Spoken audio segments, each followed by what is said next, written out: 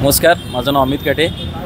श्री शिवप्रतिष्ठान हिंदुस्थान रत्नागिरी या संघटनेतर्फे गेली अनेक वर्ष आपण या ठिकाणी धर्मवीर बलिदान मास घेतो आहे. धर्मवीर बलिदानच म्हणजे काय, तर हिंदूंचे दुसरे छत्रपती श्री संभाजी महाराज यांची कसबा येथे औरंगजेबाने त्यांना पकडलं आणि त्याच्यानंतर त्यांची 30 दिवस रणनीत हाल करून त्यांची हत्या करण्यात आली.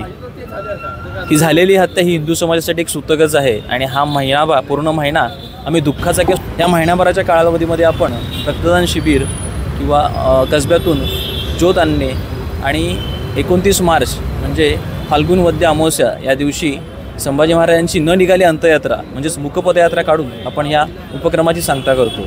मी रत्नागिरीतील सर्व नागरिकांना आवाहन करेन की आपल्या संभाजी महाराजांचं जे बलिदान आहे हे आपल्या हिंदू धर्मासाठी अत्यंत प्रेरणादायी बलिदान आहे.